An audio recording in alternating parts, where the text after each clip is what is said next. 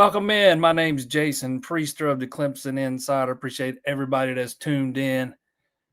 Before we get started, I want to thank our sponsors over at A-Glass. 2 locations right here in the PD, one in Florence, one in Sumter. Take care of all your auto glass needs. They do replacement, repair.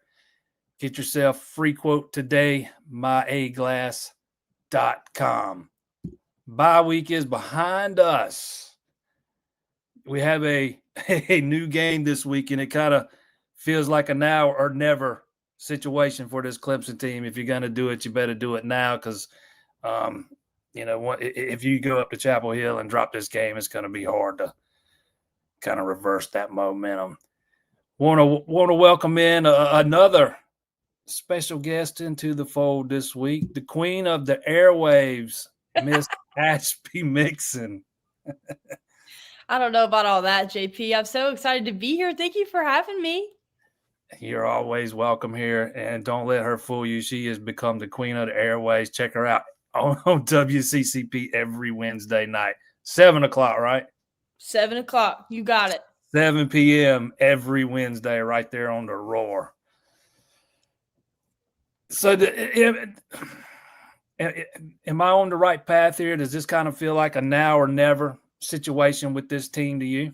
Oh, absolutely. I mean, I would have told you it was probably an now or never this time before the Syracuse game, to be so transparent with you. But now more than ever, this is a very winnable game, probably in the top 2 most winnable games left on your schedule. If you're Clemson, you got to go up there, get some momentum. Coming off a bye week, like this is your last chance, I think, really to get some good momentum for the rest of the season.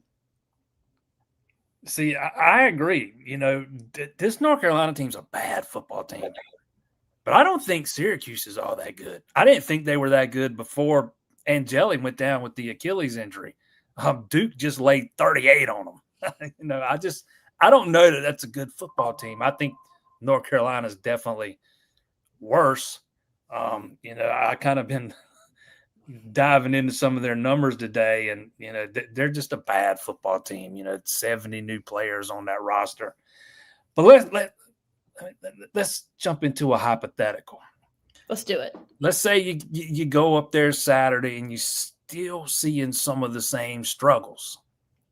You get into, halfway into the second quarter and you're down 7-0 or 13-3. What happens? Listen, this is kind of what I've seen from every game, starting with the LSU game. Is it feels like every time the Tigers are kind of dealt a blow, kind of dealt a right hook, it feels like, of some sort, starting with, a tough opening season loss. It's felt like there's been a little bit of wind in their sails that's gone away, and it's kind of been chipped and chipped and chipped at all season. And I think you kind of really started to see that a lot in the Syracuse game, even beforehand. Like, just the energy wasn't there. I think you go down, North Carolina scores on you early. I think you struggle to score. You struggle to move down the field. I think that's just a little bit more wind in your sails that's knocked out of you. And I think it just is even less momentum you have going forward. So I think now more than ever, it's probably important to make a statement and make it as quickly as possible. Yeah, I'm of the opinion that if, we still see some of the same struggles coming out of the bye week, we might see some different guys getting a shot here at some spots. I don't know who, I don't know where. You would think, and I don't care that the coaches have said they've not been close to giving Vizina a shot. I've gone back and watched some of the games over the bye week, man, and I'm still of the opinion that one of Clemson's biggest problems is Cade. He's just not seeing it. You can. There's some stuff you can absolutely critique with the play calling, but man, Cade's just not seeing it.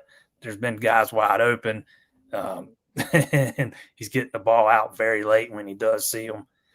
And I don't care that Garrett Riley says we've not really even considered that. Dabo says Cade's our guy. At a certain point, if he continues to struggle, I think you're going to see him. And if you don't, while Cade continues to struggle, I think that speaks volumes about what they think they have in that guy. How do you thinking along the same lines there? I think so too. And I think Dabo's been asked that a few times is, what's the confidence level in a Christopher Vizina? And, his answer was, we have a lot of confidence, but we have a lot of confidence in Cade, which is, kind of the generic coach answer that you'd expect, right? But I don't care what they say about the situation. exactly. And so I don't know if you are still struggling to find momentum or struggling to piece together drives at North Carolina against the North Carolina defense that's not good, I think you got to at least give them a shot and see what you got to work with, because that's going to be, looking forward, something you need to start thinking about even in the middle of this season. At least a series or two. Yeah. At least just give them a shot, to see what you're working with. And we're all just saying if Cade continues to struggle, because Cade's not coming back next year. At a certain point, you got to know what you got in that guy for next year anyways. So yeah, I could definitely see that being at least a possibility. And if he continues to struggle and you don't see Vizina, that might even be worse news because then you got to start wondering about what you have for next year. Exactly. And I mean, I think it does say a lot. That's a guy that's been there now for 3 years under Cade. You got to think he's got to be ready for an opportunity at least. And if you don't give him shots when you want to this year and you're going into next year thinking he's your starter, that means his first real college experience is going to be in Baton Rouge to start a season. That's a lot. And I don't think that's setting him up well if you don't at least give him chances to develop. I think you probably hoped you would have already had those chances in a Troy game, maybe in a Syracuse game. But certainly looking forward, I think, regardless of how Cade plays, really would like to get Christopher Vizina in there at some point to see what you have. All right, let's jump into this over here. First one is going to take us back to before Saturday, the Virginia Florida State game. Did you watch that? I did. What a crazy game. That was fun to watch. That game, then all day Saturday, getting to watch actual good football was kind of refreshing because I've not seen much of it this year. I mean, I don't think some people realize exactly how many hours we spend at that stadium on game days. We don't get to watch a lot of other football unless we go back and watch replays. And so I've not seen a lot of really good football this year until this weekend, and it was refreshing to see it. Man, Chad Morris's son is a really good quarterback, and I saw so many people like on Facebook and on Twitter, some of the same people who were so ready for Tony Elliott to be gone, wishing he was back. Grass is always greener. Always is. Oh, man, he has got the Wahoos off to a good start this year. Happy to see it for them. And also, I think that has to be the best field storming I've ever seen. Has to be at least top 3. I was a little worried for the Florida State receiver that was on the ground at first. I was glad to hear he was fine. But, man, it's the best one I've seen in a long time. It's been a long time coming for those guys. They've not had many opportunities to do that. I agree. And you know what?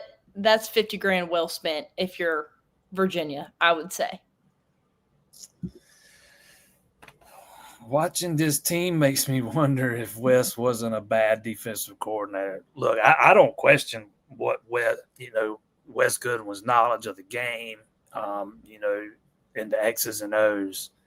My only thing, and it's kind of been confirmed through talking to some other people, after he was gone, was a guy with so little of experience kind of able to command the attention of some of those more well-established assistants that were under him. I think that might have been more of an issue than anything. But I've always thought all along that once Tom Allen was hired, that the defense was going to be kind of a work in progress. It's kind of going in the opposite direction. It seems to have gotten a little worse with each passing week. That's going to be one of the keys to getting this thing turned around, is getting some of those guys that have not played well dialed back in. I agree with you. I think that also we've talked about this before. Wes Goodwin at his very best is an X's and O's genius type of guy, right? Like that's when he's at his strongest. And I think you're seeing him kind of reap the benefits of that this year when you're looking at, overall what Oklahoma's defense has been able to do. So happy to see that for him. And, I think Coach Allen is a really solid tenured season coach. And it's going to be a work in progress whenever you get a new coordinator like that. And I think you've seen flashes this year where the defense has looked like what he wants it to look like. But I don't think a lot of the struggles, some of them have been on him. I don't think all of them have been. The biggest surprise with him so far over the first 4 games is it seems like they played more of a bend but don't break style over being a little more aggressive. That Penn State defense last year was aggressive, overly aggressive. We haven't seen a lot of that yet from this Clemson defense, and I'd love to know why. I can only speculate at this point, but no, that guy's he hasn't forgotten how to coach football, man. Just like Matt Luke hasn't forgotten how to coach football, Mike Reed hasn't forgotten how to coach. I mean, there's a lot of guys on that staff that haven't forgotten how to coach football. I don't to me, it's more about being. There's a disconnect somewhere. I don't know where it is. I don't know if it's between head coach and coordinators and position coaches, or both. But there's a disconnect somewhere, and it's carried over onto the field for sure. Dabo has said he'll use the portal if he has a need. With a lot of guys leaving this year, do you think Clemson utilizes the portal more than previous years? I'll let you go first. Yes, absolutely. Yes, would be my speculation. I think he filled the need this past off season really well, going out and getting a Will Helt, a Tristan Smith, a big receiver like that, and a Jeremiah Alexander. And I think that was the need on paper, right? When you looked at the roster and with the mass exodus that I think is probably coming with guys that are, graduating and going to the NFL and whatever, TBD, you're going to need to fill a lot of holes. And I think especially with some of the recruiting things that have gone down as well in the past few years, I think you might even need to be looking to fill more than maybe you thought. So I think this offseason is going to show what Dabo really does think of the portal. And I think he adapted to get what he thought he needed this past offseason, which makes me believe that he's going to do the same this year. Yeah, I don't think he's going to have much of a choice, to be quite honest. Going back into the preseason, back into the summer, most people were pretty satisfied with the moves he made. You'd find some people who would wanted him to add a punter or a running back. And I think the biggest gripe was that he didn't – a safety or a running back, and the biggest gripe was that he didn't add a punter. But by and large, I think most people were over or at least satisfied with the moves that he made. You needed an end. You went and got one, like a starting caliber end. Probably waited a year too long, but you went and got one, and, you needed to add some depth at linebacker and receiver, and you did that. When you look what could be coming off this roster after this year and what's currently on the roster right now and what's coming in the next recruiting class, defensive end is going to be a need again, because you very well might lose both T.J. Parker and Will Helt. The way Helt's playing, he very well might not be back next year. That's going to leave you with Lawson, because Cade Denoff will be gone too. So all you have is Lawson, Darian Mayo, and the freshman, the Watford kid who's going to redshirt this year. That's basically all you got. So you're going to have to make some moves. Depending on what you think what you got in Vizina, you might need to go get a quarterback. Depending on what happens with, if this team can't get it turned around, you might see some of the guys that you're not thinking are going to leave hit the portal and go somewhere else where they can think they can win. He's going to have to make some moves in the portal next year. Otherwise, it's going to be a total rebuild, and he's going to have gaps everywhere. What year is Lawson? Is he a redshirt junior? Yeah, he should have one more year. He has one more year.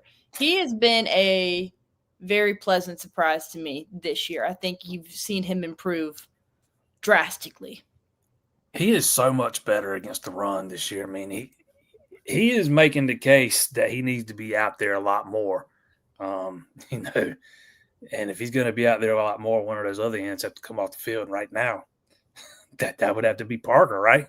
Because he's totally getting outperformed by help.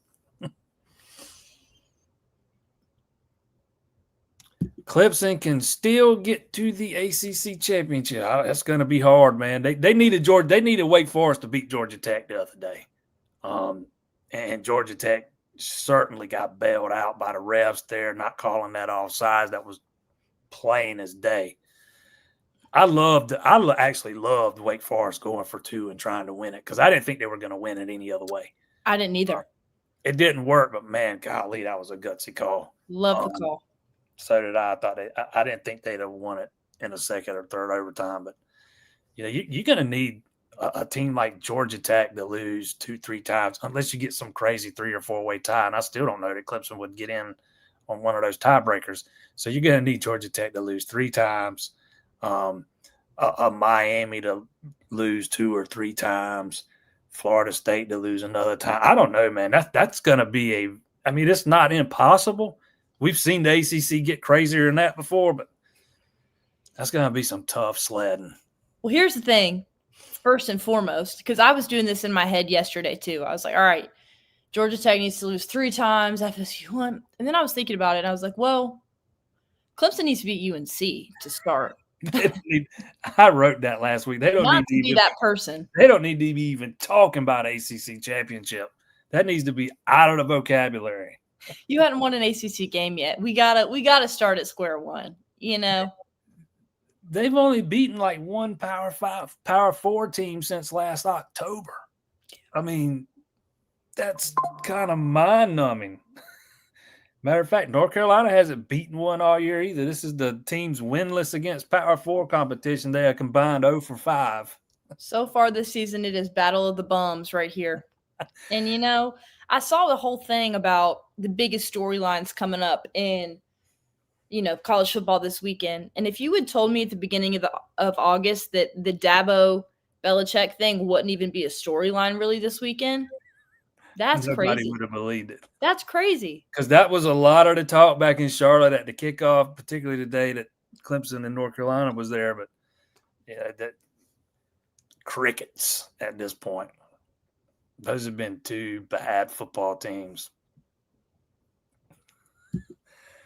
Clemson is currently a 14-point favorite. Does Clemson cover? Dude, I'm not even sure I'm going to pick Clemson to win, and you asking me they're going to cover. I told myself after the Syracuse game, I'm not picking them to win again until they do.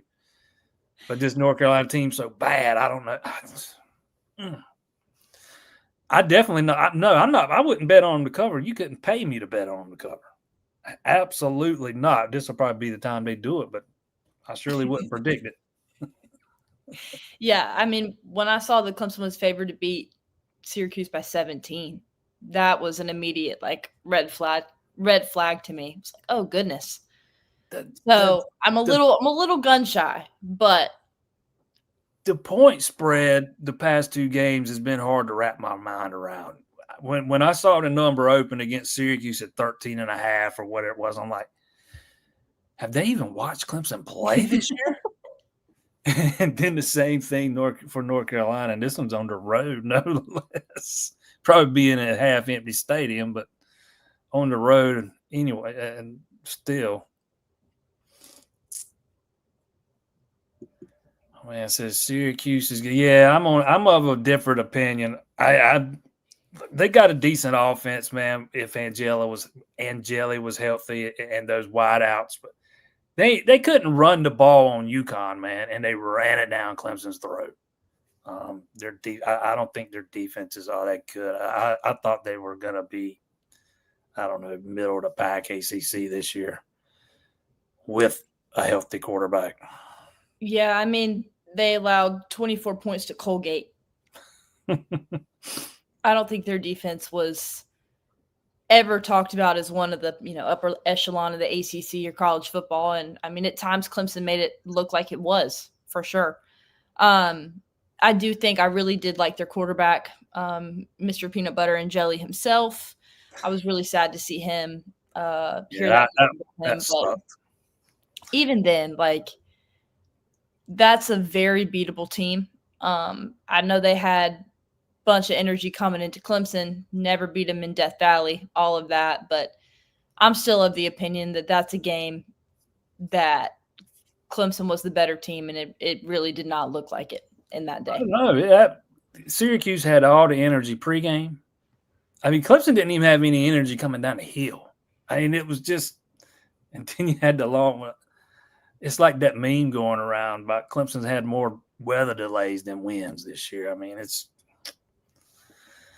my how the mighty have fallen. Oh, goodness. Clemson hasn't been good off bye weeks. You might be right. I can't. I'd have to go back and look, man. I remember when Clemson struggled going into a bye. Matter of fact, the last time they played in Chapel Hill, that was going into a bye, and a bad North Carolina team about beat them in 2019. I shouldn't say bad, but a North Carolina team that had no business even being in the ballpark with them. It came down to like the final play of the game.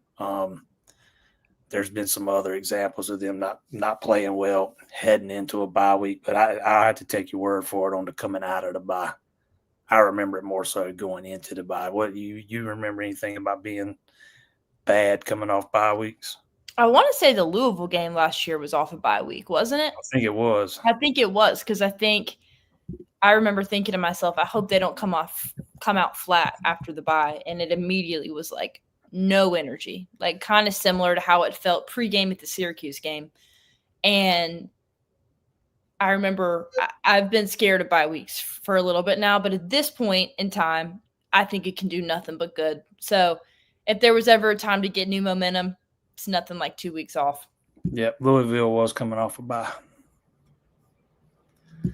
LSU lost to Ole Miss. Is that an indication of the potential of Clemson? I think that's, I don't think LSU's offense has been very good for most of the year. And watching that game Saturday, I don't think Garrett Nussmeier's healthy. He didn't have any zip on his throws.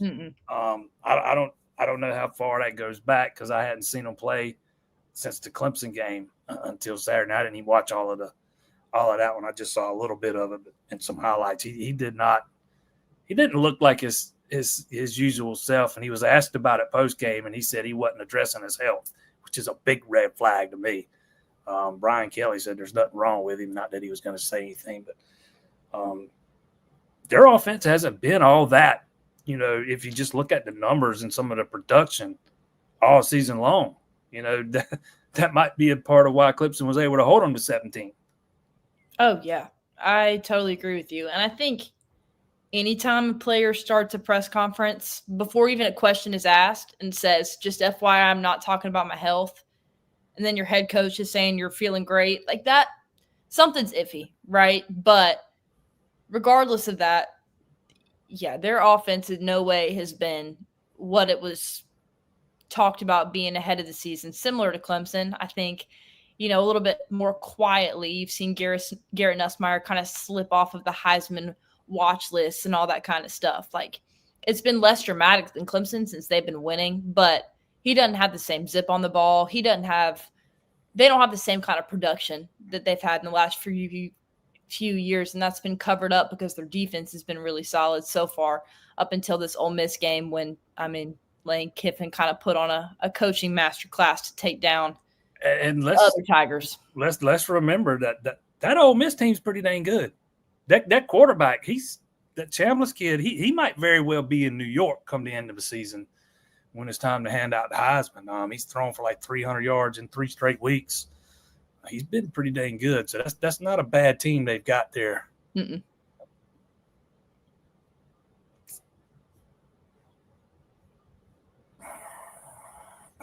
Somebody here, no shame losing to Ole Miss. They would beat a lot of teams. Is Dabo unfireable because of his $60 million buyout? I say Dabo's unfireable, but I don't think it plays I don't think the $60 million plays as much of a factor as people think it does. Obviously, Clemson's not going to want to pay $60 million. I don't think he'd be on the hot seat if the buyout was $5 million. I think he's kind of earned the right to go out the way he wants to go out, and I think a lot of that administration believes that too. Yeah, I totally agree with you. I think somebody said that recently, like Dabo has earned the right to try to fix what's going on here. I don't think his seat is nearly as hot as some people are thinking it is. I don't think it's hot at all. I think It hadn't even started to get far from- warm. Yeah. Do we think the LSU game gets canceled? No, probably not, because I don't think the ACC is going to go to a 9-game schedule until 27. The SEC is going to start doing it next year. I think that one will probably get played, but I don't think the ones in the future do, like the ones against Georgia, the ones against Oklahoma. Now, I wouldn't be outright shocked if it ended up going away, but at this point, I think that's one that probably gets played, especially since it's in Baton Rouge.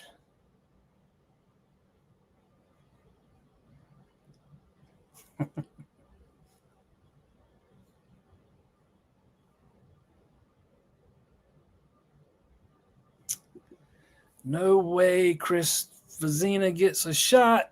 Dabo's mindset will be that Cade could have shocked Clemson and gone elsewhere for perhaps a better one-year opportunity. He will late. Yeah, see, I disagree with that wholeheartedly, man. Wholeheartedly. If you don't see Chris Vizina, it'll be because that, not because of stubbornness. If Cade continues to stink it up, let's say this: if Cade continues to play bad, and you don't see Vizina, it's not because of blind loyalty, man. It won't have anything to do with that. It'll be because Vizina just ain't that guy.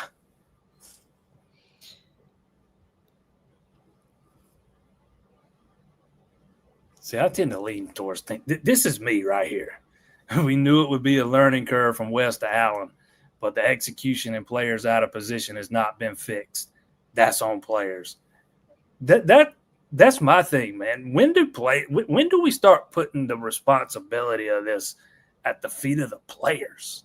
If you go back and listen to Khalil Barnes' interview the last time, after the Syracuse game, and he takes all the accountability and all that responsibility.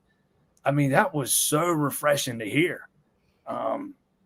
Because I'm 100% on board with you, man. I think a lot of it's on the players. Yeah, I think it was really refreshing to hear kind of astray from the narratives that we have been hearing and have him say, yeah, I'm playing hard so that my parents can be proud to wear my jersey when they're in the stadium, and that's a guy that has been talked about as a leader on this team, somebody that has missed most of the season, and to have him come in and take that accountability, I think that was good to hear. It really was. It was like, okay, got it. Particularly coming off a game in which he's one of the guys that did not play very well. Yes. And own it. Yeah. And, there's stuff happening right in front of him, and he's standing there watching it. He looked very hesitant at times. So it was kind of refreshing to hear.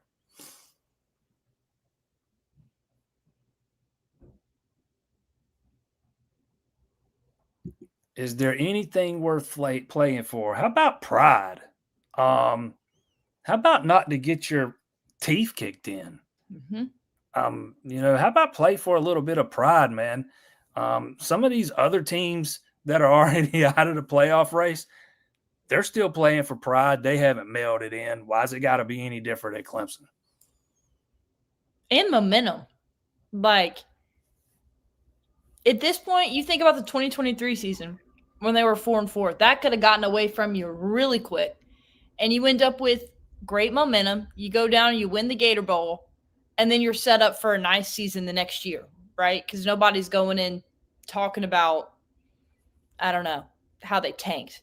You got to be able to a degree, turn it around just looking forward and for the pride of these seniors that have been there forever.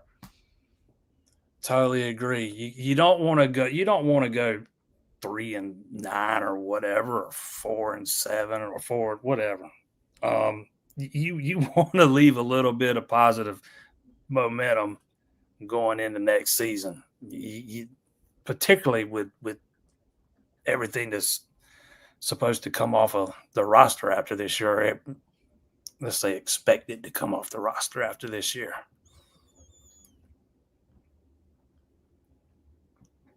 Bring Tom Allen out of the box. His coaches aren't meshing. Let him. I think this gets made way more of a big deal than it is. If he wants to be in the box, who cares? Let the guy be where he wants to be, man. Nobody's putting him up there, against his will. That's where he chose to be. It's where he thinks he can do the job better. He don't think he needs to be on the field. He's got ways of having direct communication with any coach he wants to talk to, any player he wants to talk to. I think this is a non-story. Yeah, I think if he feels more comfortable up there, stay put. You're all good. You don't want a guy that's miserable down on the sideline. That's what I said. Wherever he wants to be, let him be. Listen, I get that. I get the frustration of like, well, something's got to change. Like, this feels weird that it's not like that, but you can talk to whoever you want at any point if you're up there. Like, until he says, I'm coming down. Cade needs the red shirt. Yeah, that ain't happening, man. I can honestly say that is the first time I've heard that. Not me. I've seen that crap all over Facebook. He needs to, tell the staff he's red shirting and hitting the portal so he can play again next year. That's not going to happen. That ain't happening.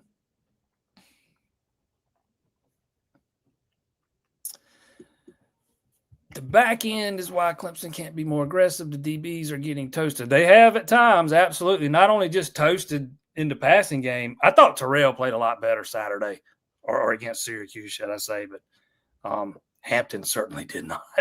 But it's not just the pass defense, man. When you start hearing Dabo talking about being soft on the perimeter, he's talking about those DBs not coming up and stopping some of the outside runs. So they've had some issues there too.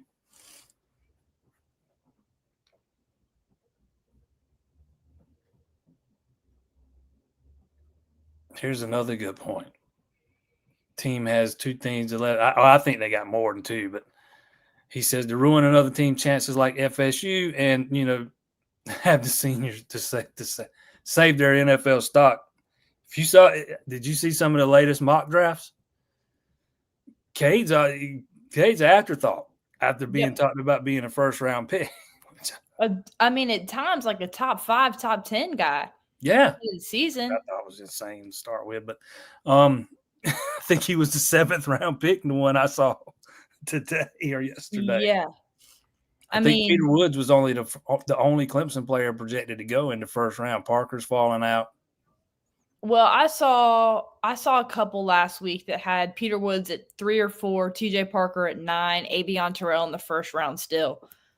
But you have to wonder, like, how long does that last? Can it? And from what you're telling me today, like, that's already changing. And I hate that it's a college football landscape where you're talking about that's why people are wanting to play hard and wanting to win. I hate that that's the reality, but listen, if that is what motivates you, then I still think we have not seen evidence of that from some people yet. I 100% agree. It's like some of these guys have totally forgotten that they had planned on entering the draft next spring. It's like they all of a sudden thought their draft status was cemented and they didn't have to do anything else to kind of add to it. Almost like they forgot they can tank it.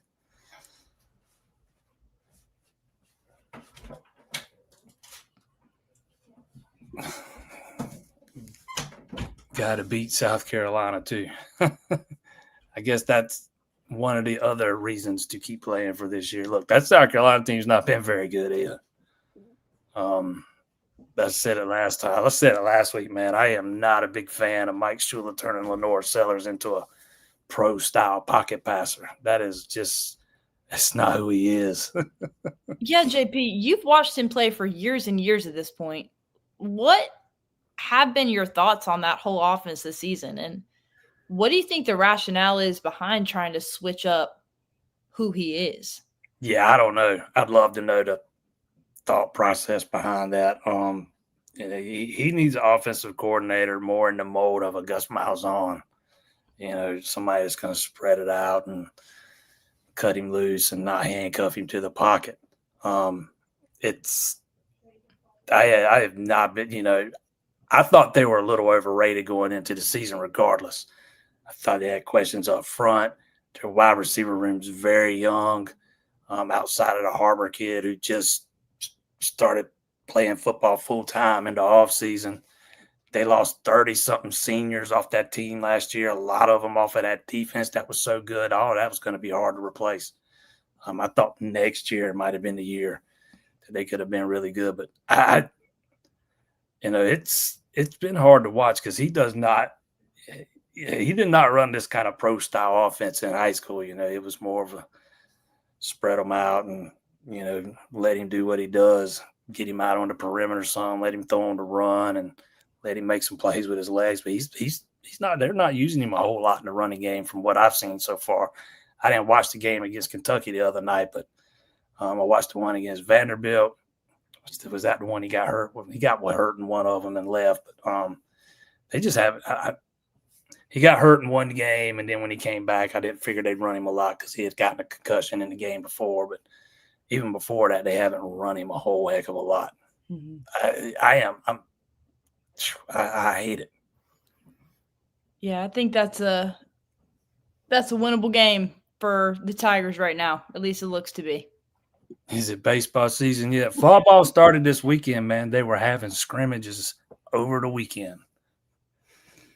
So you're telling me we're so close? It's getting close.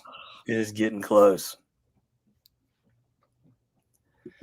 Think Allen is also subbing a lot of players to see how they perform in game. Also develops depth by getting real experience, not practice experience. The position coaches are pretty much responsible for the rotations. Allen's not subbing guys in and out from the box. It's the position coaches that are responsible for that for the most part. I'm not saying the coordinator can't chime in down there. I don't think it happens all that often. Kind of look at the Syracuse game where Adam Randall got like 80 snaps at running back. That's a CJ Spiller thing, man. That's probably something Dabo or Garrett Riley needs to pay more attention to.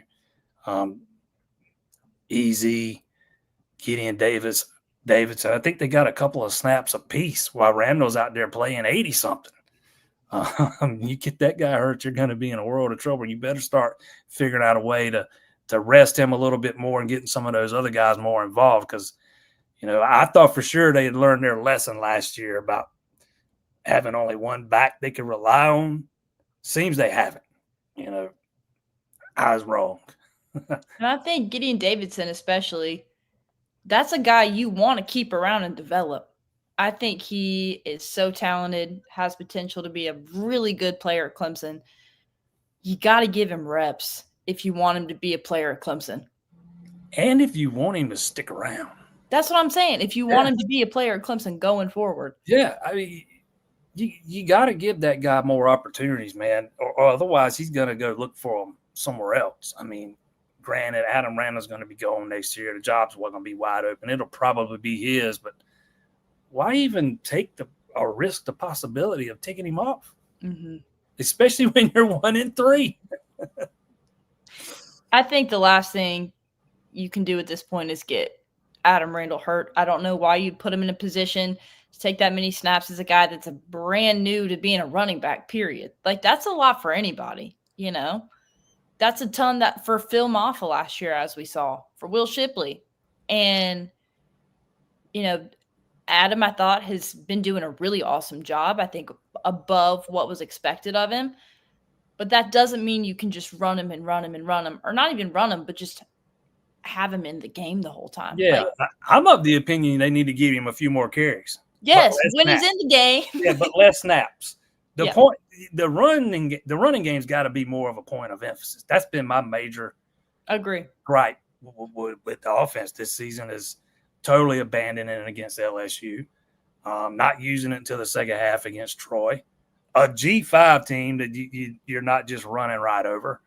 I thought, I can't remember about the Georgia Tech game, and even when you got down 10 against Syracuse, you can still run the ball, freaking ball. I mean, you got that guy who's averaging over 5 yards a carry. You got this freshman who was one of the top backs in the class last year. You don't have to play 20 snaps a game, but you can give him 5-6 carries. And I don't understand it. I think it was frustrating too that he, like, on 3rd and 4th down against Syracuse too. Fourth and one. 4th and 1. He's averaging over 8 yards. 8 yards a carry in that game. Feed him. Was that the Syracuse game? Mm-hmm. I can't remember which game it was. They're blurring together. That was infuriating to watch. I think Cade ran it on the 3rd and 1 and made the wrong read. He probably should have had. If I'm remembering right, that was the zone read, and he kept it and should have handed it off. But then they passed on 4th and 1.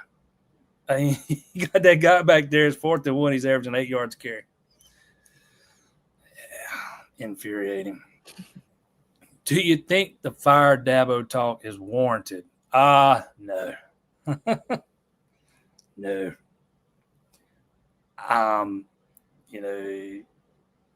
A couple of weeks ago, he pissed a lot of people off with that press conference he had. And he probably took it a little too far. But at the root of that thing, all he's trying to do is take all that negative attention that was being focused on that team's 1-2 start and put it all on him. And had they beaten Syracuse, it works. But you don't beat Syracuse, then it gets magnified. I 100% he probably took it a little too far, a little too long, but I understand what he was trying to do. But no, who you going to hire if you fire Dabo? Who's going to want to come replace him? It's hard to find a Caleb DeBoer out there who wants to come following Nick Saban's footsteps. I would not be the one that wanted that job. Maybe the one that I might want to be the guy that takes over for the guy that took over for Dabo, but not the guy that follows Dabo. Those would be some big shoes to fill. What you say? I said there were people that were a lot more mad about the press conference than they were about losing on a last-second field goal to Georgia Tech. People were a lot more fired up about that, and I think that was exactly the intention of it. And we say this before. Dabo isn't always talking to fans, talking to the media in those things. A lot of times he's trying to fire up his team, his coaches, whoever it may be, and I think that was what the intention of that was. And listen, that's how he's been his whole career, his whole tenure at Clemson. He's going to go on a press conference rant. That's part of who he is, and that's who won 2 national championships. He had that same press conference. Or I don't want to say same, but it was almost the same exact press conference. He didn't go quite as far, but it was almost identical back in 23 when they were 4-4. He was spitting fire. And look, something worked. I get what he was doing. I do too. I tell you, it just didn't work. Yep. And to be fair, whatever buttons he's whatever tools he's used for motivation in the past, for whatever reason, they're not working this year. Whatever buttons he's pushing, they're just not hitting the mark. And that one didn't either.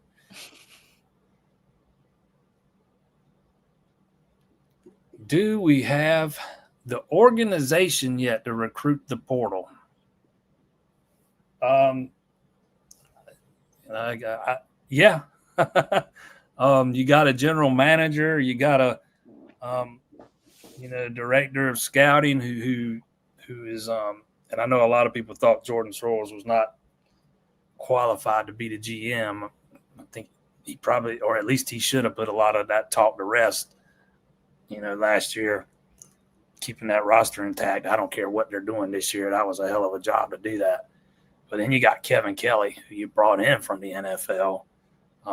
You got to, yeah. I mean, you got people that can recruit the portal, absolutely. On paper, I think it's one of the best organizations in the country to recruit the portal. Absolutely. To go out and find guys. And I agree with you, JP. Keeping together that unit and those guys from this year, no matter how they played, that was very, very impressive. And in this day and age, kind of unheard of. A lot of people online will try to convince you that it's just Danny Pearman in charge of scouting the portal. But nothing could be further from the truth. They've got a pretty good department there.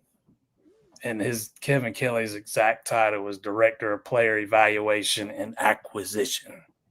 So he kind of works there hand in hand with portal GM. Yes. He works hand in hand there with Sorrells, and all he does is evaluate talent. That's what he said he does. That's how he does.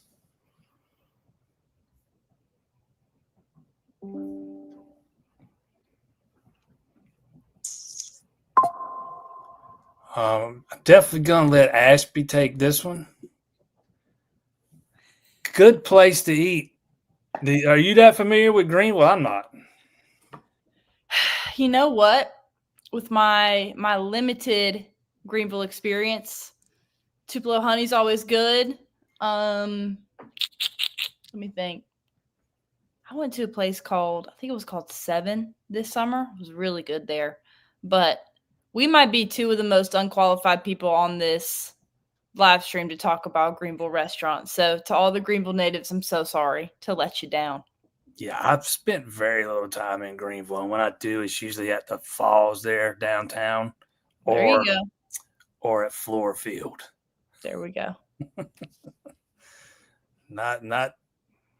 We will usually eat before a baseball game or after, but I can't even remember where it was. And it's usually some sports bar. So, and it'll be job done. It'll be right there in the vicinity of Floor Field. They got a lot of good stuff over there. Yeah, that's what I was about to say. There's some good stuff there by Floor Field. There's one place in particular, and I cannot remember the name of it, that Bart took us to last year, and it was really good.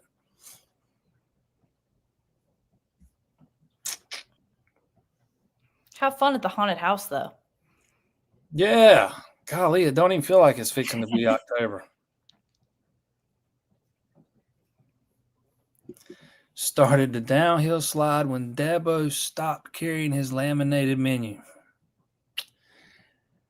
Dabo still carries that. It's just usually tucked in his pants in the back. I got a picture of him from the Syracuse game where he's got it in his hand. I'm pretty sure it was a Syracuse game. So he still has that. His little Waffle House menu there that everybody is convinced is the playbook.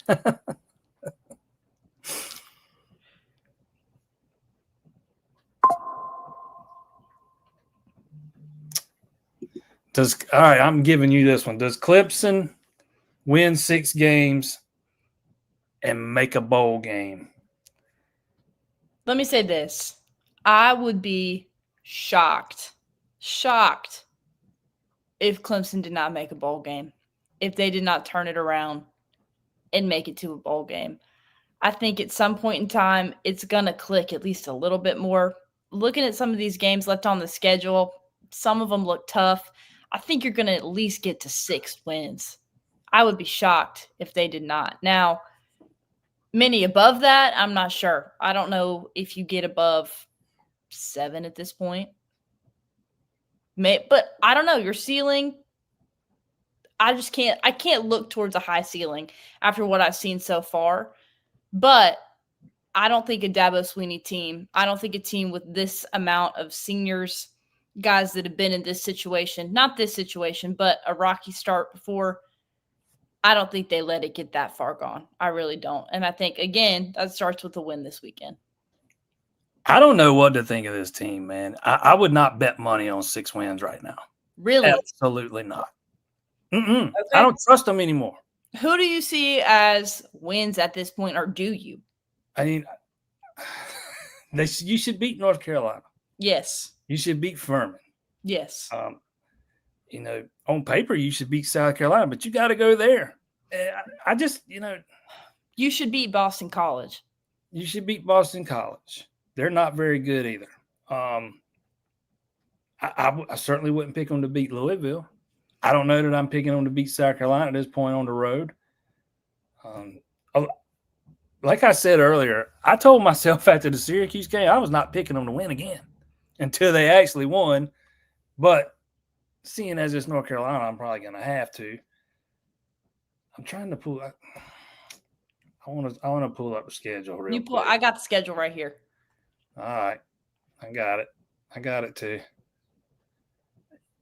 And I could easily see them losing to SMU, Duke, Florida State, Louisville. That's 3 more losses. All right, so let me think. That would put you at 6-6 if you won all the rest. So in order to get to 6 wins, you need to win some combination of we're going to say UNC, Furman are your 2 easiest games. Boston College are 3 wins, hopefully.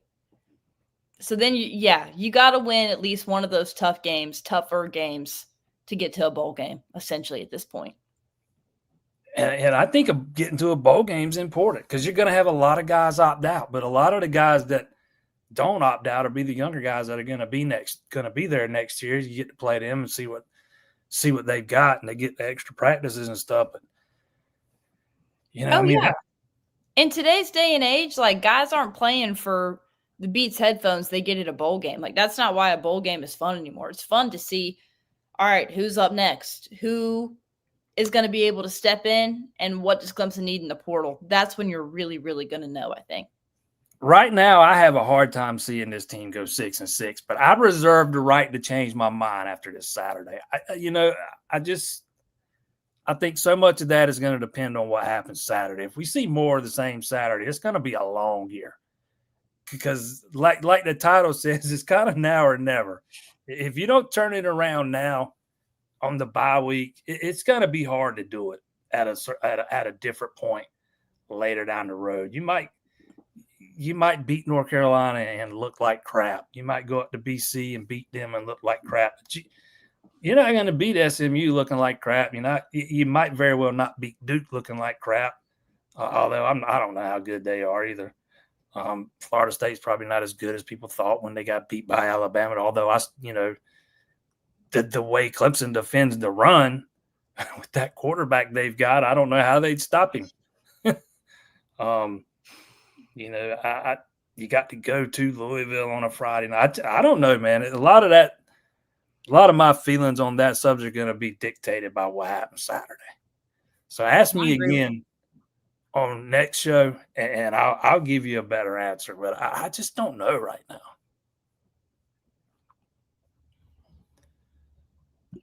Why does Dabo's son make $75,000 to be a player? Man, look, I'm not getting – the only thing I'll say about the support staff, I'm not going down to the coaches way at the bottom of the support staff because they have so little effect on anything that happens. Everybody's got to start their coaching career somewhere. Everybody's got to get their first job somewhere.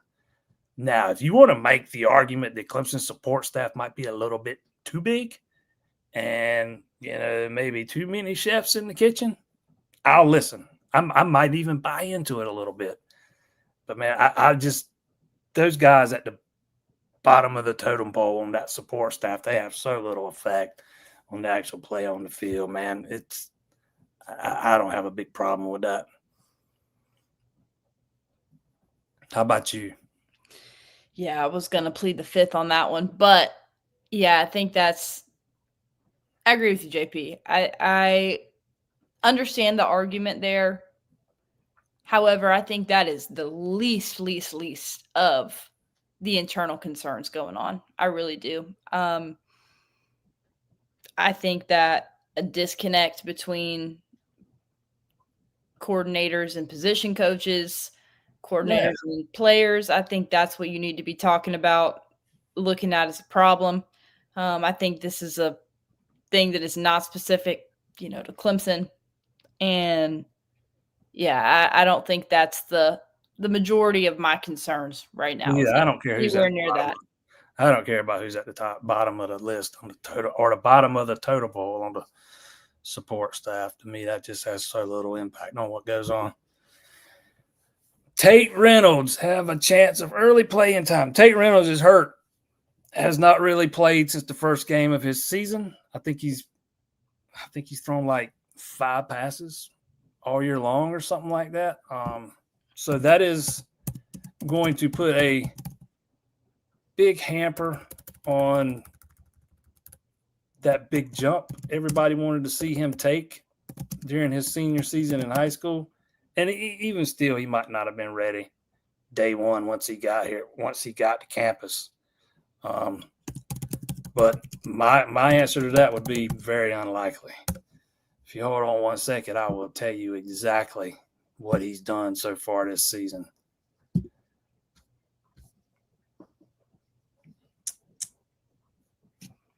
Has he played in any – did he play any of the season?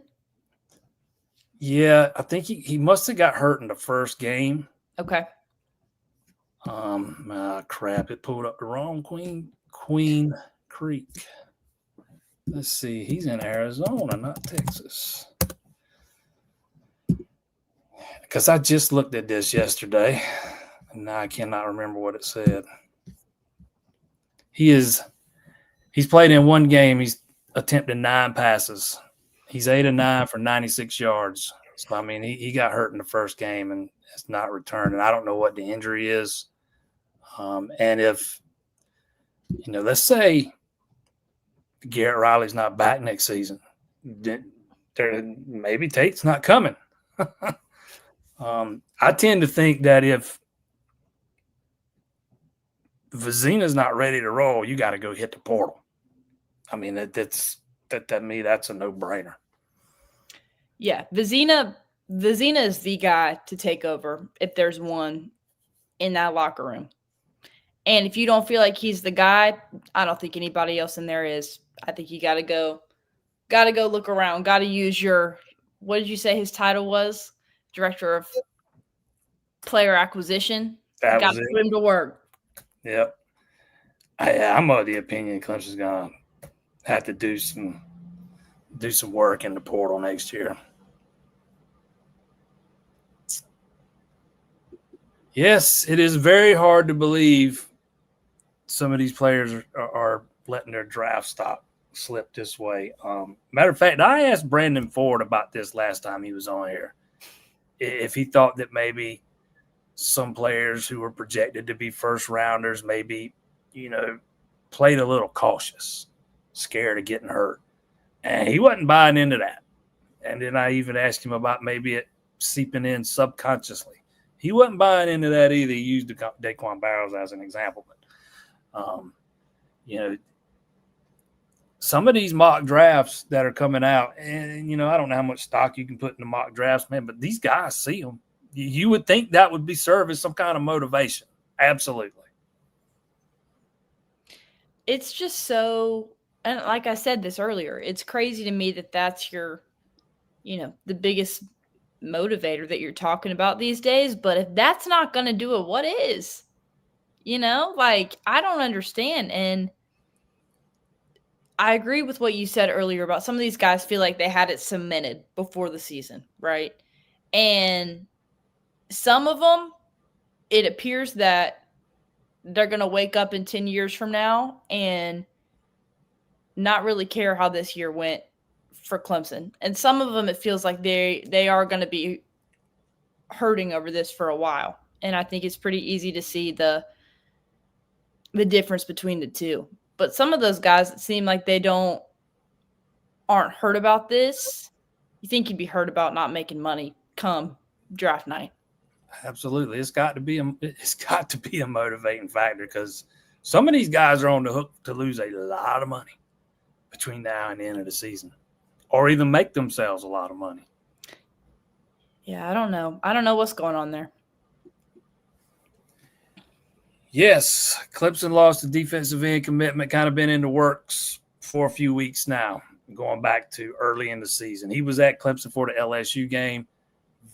2 weeks later, he was at Tennessee for their game against, was it Georgia maybe? I forget who they played that day. He decommitted and then head to Mississippi State this weekend. He's probably going to take a visit to Texas. Matter of fact, I would all but guarantee that to be going to happen. So this had nothing to do with the 1-3 start. You could have been 3-1, 4-0. This was happening regardless. Let's just say, and you can tell by where he was this weekend at Mississippi State. These schools are paying not everybody, but some schools pay some guys just to visit. And Mississippi State had several high-profile guys on campus this weekend. I've had a little birdie put it in my ear. That's how he ended up at Tennessee. But this was going to happen regardless. And that's what I was talking about earlier, man. You're going to have to go hit the portal at defensive end. Even if you keep him, I don't know that he's this guy that's coming in and starting day one, because you're likely to lose Parker and Help. You're going to lose Dinoff. That leaves you with Lawson, Darian Mayo, and Eric Watford, pretty much. And then you got the 3-star J.R. Hardrick kid coming in, he's kind of raw. He's going to need some time to develop. So you're going to have to go hit the portal. Even if you go find another guy, they brought Frank Whitley in, the local kid there at Greenville, who's kind of blown up in recent weeks. Alabama's offered him here recently. Clemson has yet to even pull the trigger. This is his first year playing football, actually. He's more of a basketball guy, but they were already looking at him even before Quinn decommitted. So, they were potentially open to taking 3 in this class. All of a sudden, now you only got 1, and you aren't guaranteed to get second now with Alabama jumping in. I think Georgia offered 2 back in the summer. But that's the area you're going to have – you won't have any choice. Otherwise, you're going to be running out there guys like Darian Mayo and Eric Wofford alongside Shaheem Lawson, and no matter what, you got to have more than 3. You got to have some bodies. You got to have somebody to rotate in and out of there, especially the way Clemson likes to rotate. I was surprised. Not surprised.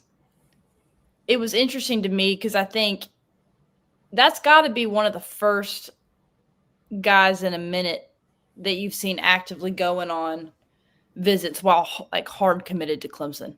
Oh yeah, Dabo don't play with that. And so it was interesting to me that pretty much once we saw that, I was like, oh, he's gone. Because that's not a Clemson thing that gets put up with, I don't think. He wasn't going to be allowed to take any more, and he wanted to take more. That's why he had to do it now ahead of this Mississippi State visit. Because they weren't going to allow that. Matter of fact, from my understanding, he gave them a heads up that he was going to take the visit to Tennessee, but I don't know that he gave them enough notice to even respond before he did it. I do know that they weren't all that thrilled about it. Yeah. I'm of the opinion in this kind of world that we're talking about, that's not the kind of guy that meshes with a traditionally Dabo Sweeney culture, somebody like that. And I don't think he plays with trying to negotiate in that way.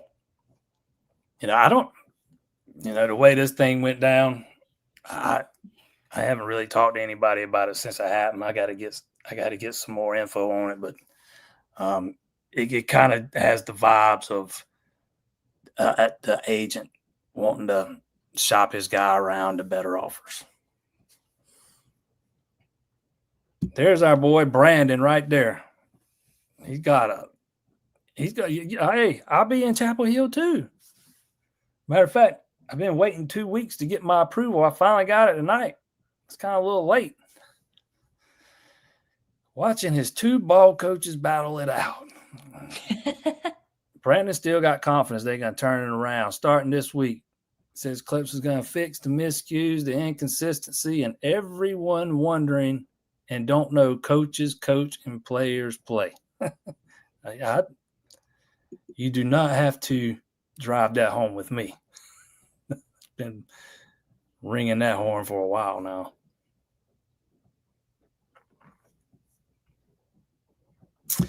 If they had any pride, you would have seen it against Syracuse. I don't think they,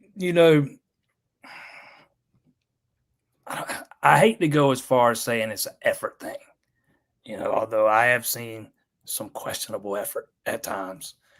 And I don't, you can get your teeth kicked into a point to where, hey, man, I've had enough. I agree. They kind of looked checked out against Syracuse. They didn't, everything was discombobulated. People don't look on the same page. It's just, it was a mess. Not a lot of energy. But that don't mean you can't start playing for pride moving forward. At some point, you'd like to think anyways that these guys are going to say, hey, enough's enough. I don't think you can look at me and tell me that an Adam Randall quit in that Syracuse game. I don't think you can tell me a Will Hilt quit or, in that game, an Avion Terrell. Like, I think the whole effort narrative is very real and a fair thing to talk about, but I think it's important to realize that the guys that are your biggest contributors so far this year are not that way, but they can't do it by themselves. You played a lot of sports. When you get frustrated, it can lead to some things. Frustration leads to some things. You don't want it to always, but it can. Oh, I remember it from playing baseball. I can remember several instances of me getting frustrated and just playing like crap the rest of the day because the frustration takes over, and it probably looks like I wasn't giving a lot of effort, but it was more frustration than effort. But yeah, at a certain point, man, you'd like to think at least that these guys don't want to. Number one, you don't want to go down as being the worst team in the history of Dabo Swinney's career. Who wants to wear that badge? Especially when you were hyped up to be one of the best. I mean, nobody wants that, man. But like I said earlier, we'll see. We're going to know Saturday.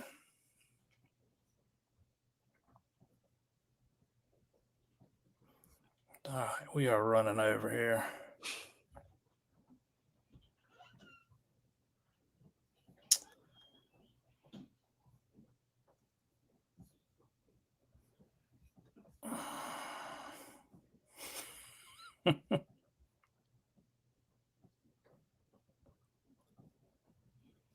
Did you expect more from Peter Woods this season? No, we were only 4 games in, but I really thought he'd be blowing up offensive lines on his money here. He's the only one still projected as a first-round pick, so he's not playing terribly. He still put some good stuff on film, but there's been a moment here and there where you're like, man, I expected more. I don't think he's getting a lot of help from some of the other guys sometimes, but yeah, I probably would have expected his numbers to be a little better at this point. But I mean, I don't think he's out there not trying or anything. I'm sure he's as frustrated as everybody else. You could tell he was pretty frustrated last Wednesday when he was talking to us after the Syracuse game. Yes. But that was visible for sure. But yeah, I thought his numbers would be a little bit better than they are at this point. I think he's also getting the works from every team that he's going against. They are game planning specifically for Peter Woods. And I understand that, but that's also any player with that caliber, Hey, but caliber. If defenses are keying on Peter Woods, trying to take him away, that should open things up for Parker or Capehart or the linebackers, you know, and it's just not really working out that way.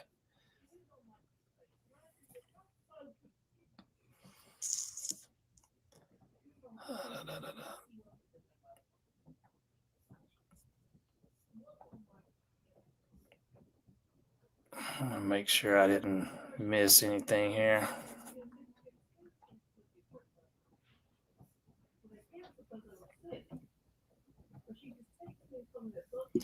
Schools with less money who aren't 1-3 made their pay-for-play performance-based. Yeah, not strictly. I don't know hardly anybody doing that. There are some performance-based incentives in there. A lot of schools do that. Like, you know, you get a bonus if you get 1,000 rushing yards or 1,000 receiving yards or 3,000 passing yards, for example. But you know, there's also a base that's got to be paid.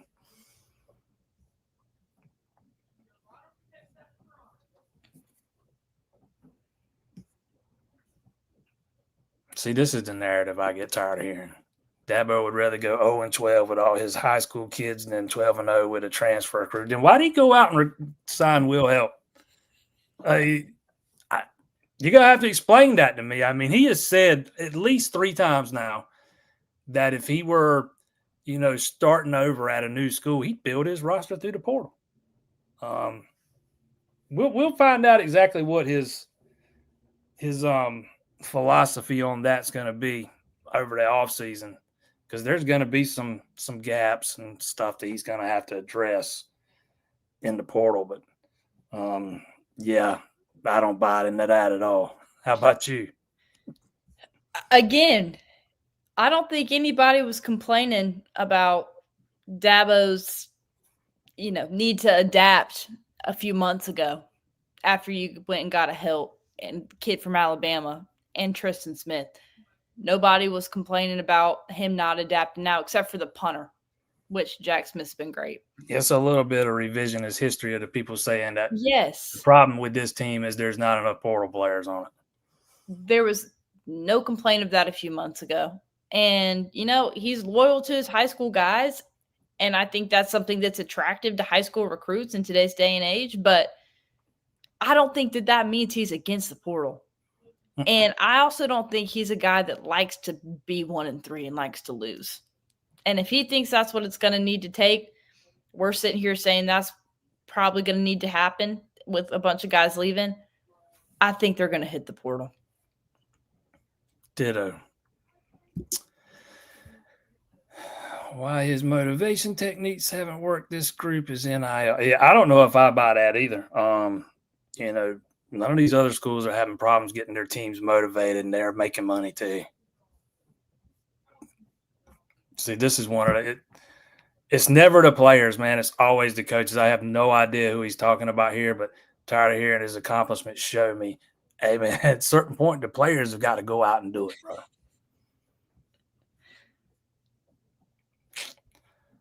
All right. Let me scroll through these last few here. JFP, I like your setup you got going tonight. It's different than usual. I'm trying to remember when I changed it. My wife she's been wanting to paint in here forever, and I'm in the same spot as always. You just got freshened up behind you. I just took that shelf and moved it, and we painted in here, and I threw that picture back there. I think it looks better too. I like it. Yeah, I've done this since we were last together on here. That is right.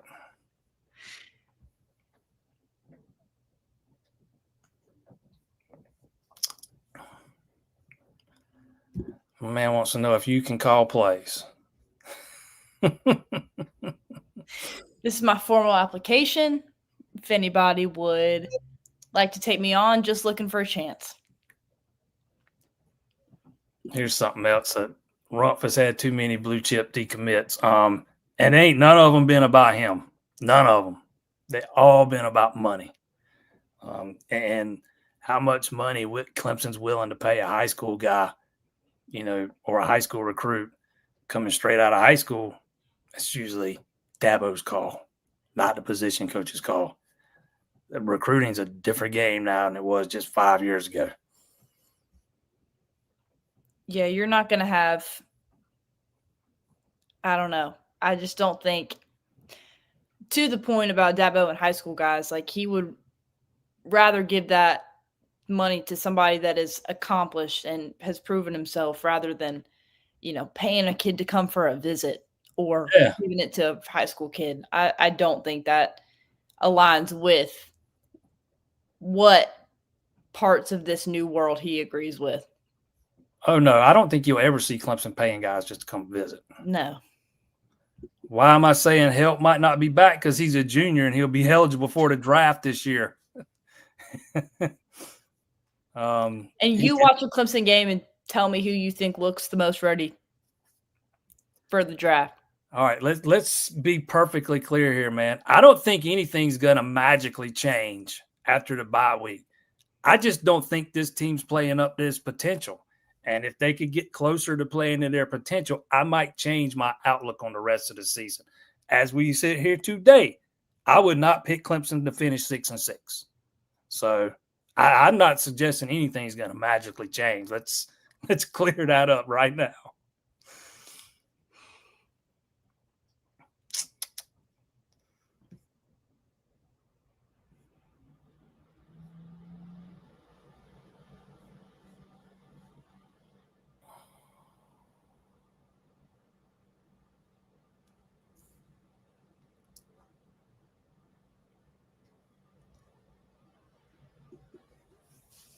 Trey went. Yeah, see, I try to leave. I don't always, you put that out there, man, and then all of a sudden it's all about nepotism, man. I didn't even ask him about it, didn't include it on purpose. The kids at Daniel now, we're talking about 4-star 2028 wide receiver Trey Wembley. He grew up in Alabama fan. He's being recruited by a lot of the big schools. Only has a couple of Power 4 offers so far, but he's been to all 3 of Clemson's home games since. He loves it there. I would absolutely give Clemson the inside track on that one as we sit here today. Lots of things can change between now and 18 months from now. You said he's a 2028? Yeah. He's a Daniel. He averaged 20 yards a catch as a freshman. He's averaging 20 yards a catch this year. He's already got 5 touchdown catches this year in like 4 games or something like that. Man, he's pretty good. That makes me feel old. Goodness gracious. He's just a sophomore.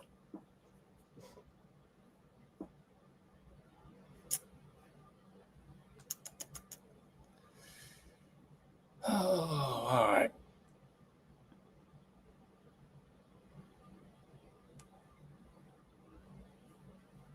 Biggest change you think we'll see between Syracuse and this upcoming week at North Carolina? You first, this last one.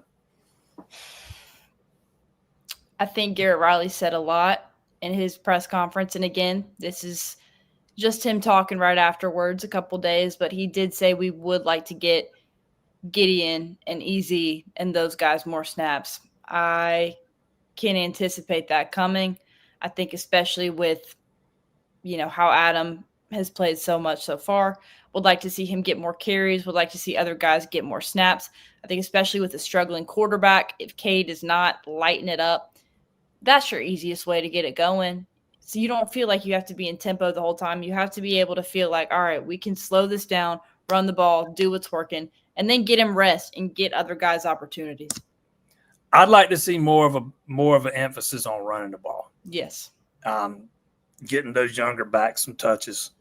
Like we said, like I said, and what's his name said, I don't forgot who said it now a minute ago. There's no magic fix for this team. But I also believe this team's not playing up to its potential. And if they don't, and if they continue to not play up to their potential, I think we could see some different guys getting some opportunities, second quarter, third quarter of this game. Probably going to see the same guys starting. But if it continues the way it's been going, I think you're going to see some other guys getting some opportunities. again, like I said, at the top or close to the top, I still think quarterback play is one of the biggest problems. Offensive line play being right up there at the top too, because it's taken a severe step backwards from Matt Luke's first year. But if Cade continues to not see the field well, and he's not seeing it well, pre-snap, post-snap, he's just not seeing it, man. You got guys running open, he doesn't see it. When he finally sees them, he's late on the throws. He's locking in on one receiver sometimes. If he continues to do those things and you still don't see Chris Vezina, then that tells me there's a problem with him and they have no faith in him. But the biggest thing that I want to see change, I just want to see some guys playing with pride, man. I just want to see some guys playing with pride and showing that they do not want to be the worst team to ever suit up for Dabo Swinney, because his worst record ever was 6-7 for second year as the full-time coach in 2010. That's what I want to see. That's the biggest difference I want to see. And if you actually put your big boy pants on and play for a little bit of pride, you should beat this North Carolina team by double digits easily. Yeah, give me the effort. Give me all the intensity. Play with a chip on your shoulder. Show that chip on your shoulder after these last few weeks, and everybody's saying, you're such a disappointment and everything. Getting called soft. Getting called soft. Even Dabo Swinney's saying to a degree, hey, we're soft on the perimeter. I mean, I didn't mean to interrupt you there. No, I'm agreeing with you 100%. You have your coach saying that to national media. Go play with some pride. Play with the chip on your shoulder. Go get this win. Just find the energy and bring it. Wherever you can find it, whether that's from your stock dropping or love for your school, or you want your parents to be able to wear your jersey like Khalil Barnes said, whatever it is, find it and play for it, because this is a win you got to get. That's what he said. I don't want my parents to have to wear a hood going out of the stadium because they were just ashamed of how I played or something like that. Absolutely. Find some pride and play for pride. All right, Ashby, very much appreciation you coming back on tonight. I know it's been a while. We had to do it again. But I know how busy you are these days. I wasn't even sure you'd be free tonight. Listen, Monday is my weekend, JP. It's perfect. It works out great. I was so happy to be here. Thank you for having me. I was honored when you asked. All right. For Ashby, I'm JP. Check us out, Clemson Insider. And don't forget to check out my sponsor, man, over there at A-Glass. 2 locations right here in the PD, one in Florence, one in Sumter. Get yourself a free quote today, myaglass.com. Next Monday, 7 p.m., Brandon be back with us. Check it out.